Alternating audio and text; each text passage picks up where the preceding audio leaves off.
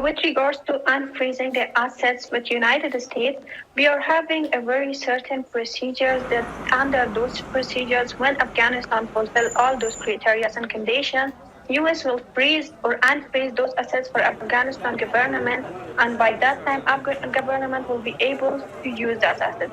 And one of the conditions for unfreezing those assets is having a democratic or a legitimate government in Afghanistan, which is ruling government.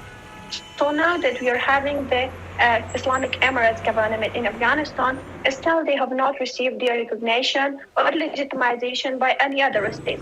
So we should wait and we should see of the next steps that what are the compromises or what's the interaction of the current government with other states.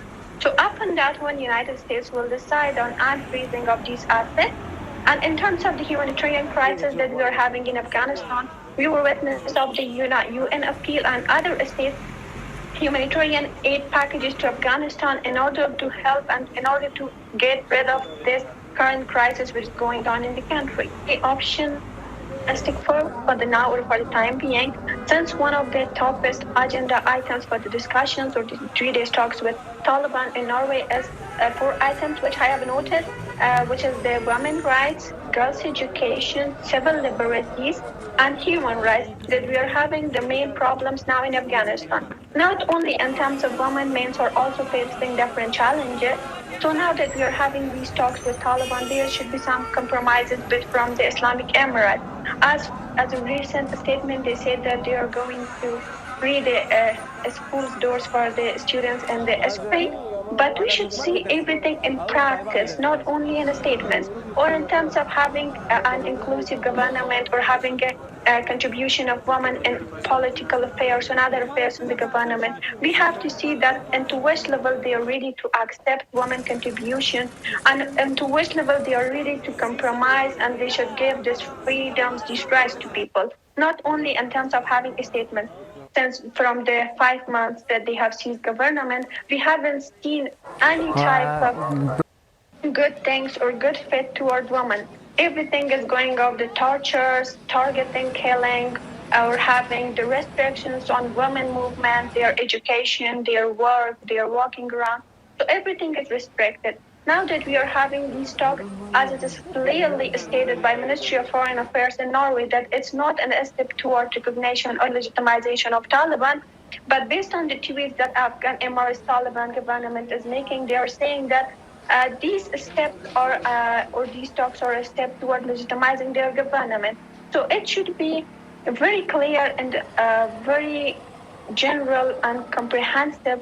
And Taliban should understand that these talks are not a step toward legitimization until they provide a guarantee for the international community that yes, we are going to observe the women's rights, we are going to follow and we are going to give at least an equal contribution to women in the government. Until that, they should start these talks with them. Otherwise, they will think that the doors are open, they can do whatever they want, international community will help them, they are having this assets in the US that they can use that one. So based on these all factors, they will think and they will apply whatever they have in their mind. So in terms of Western leaders, that's a very controversial topic nowadays, which is going on. So it should be some which is parties. We are not understanding or that how they have picked up these representatives from Afghanistan because all are male or they are 15 males group which came from Afghanistan and they are representing the people. It's the time to know that they are not appointed by the people. They came by themselves. They seized the country from an illegitimate way or illegal way.